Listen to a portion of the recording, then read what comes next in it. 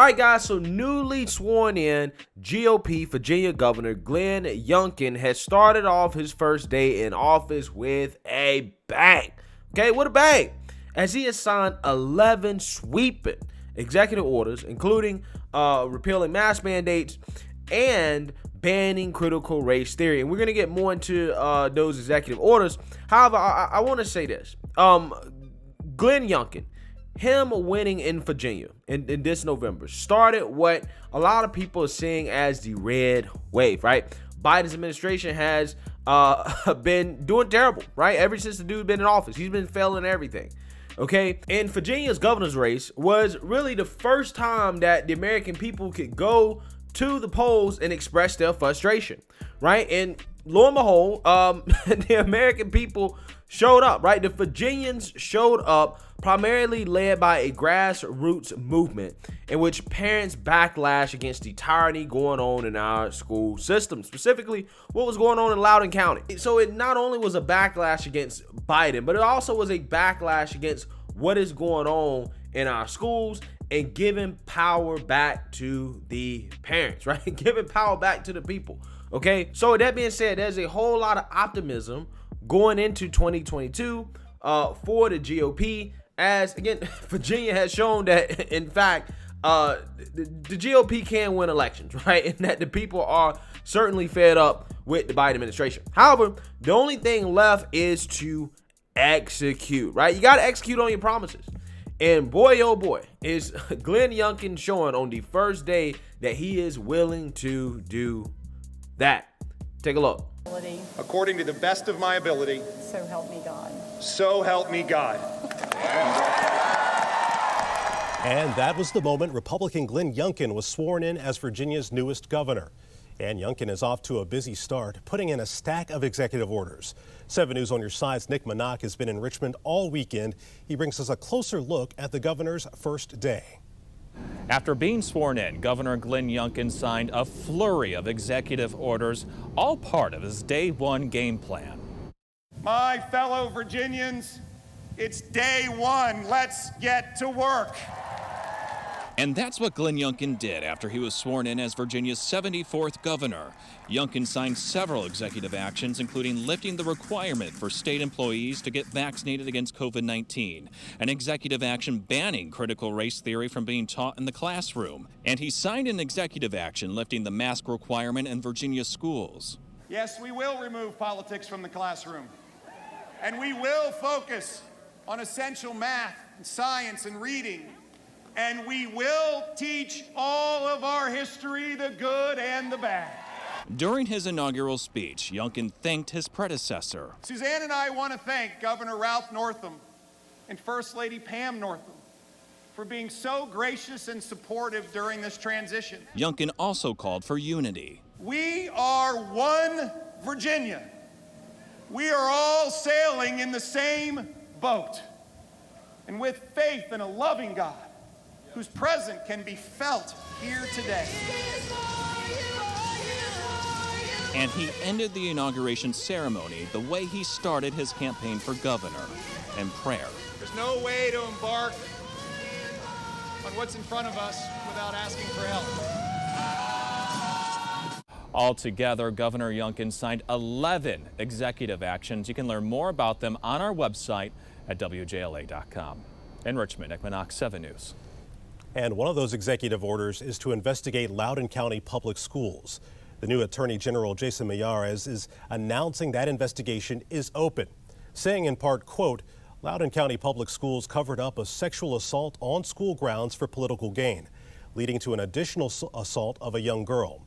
Virginians deserve answers. They want transparency and accountability.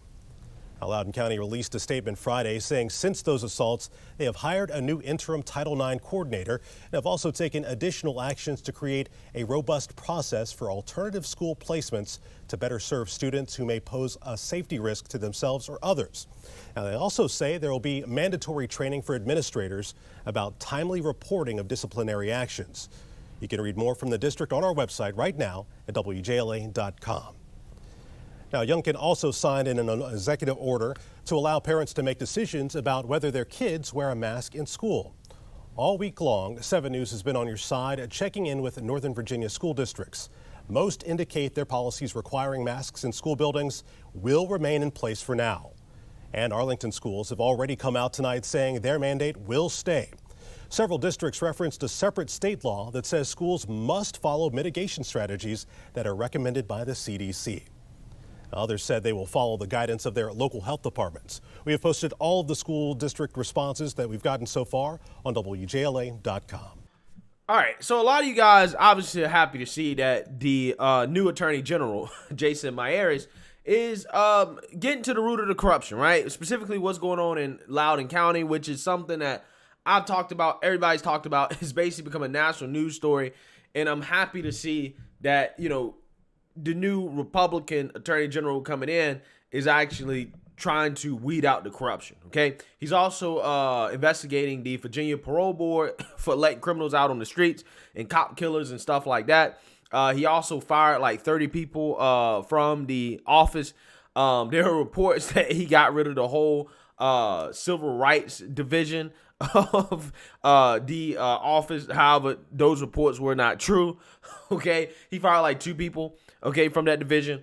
But yeah, dude is cleaning house, right? They're firing people, they're investigating corruption, and they are trying to fight back against tyranny. So with that being said, let's actually read all 11 of Glenn Youngkin's executive actions, because I think what Youngkin is doing here is kind of in the mode of Ron DeSantis, right? You know, being a leader from the get-go, okay? Doing what you got to do to fight back against the tyranny, to do what the people elected you to do, right, as governor, right? And I kind of love to see this, because this is the type of leadership that we need in this country, okay?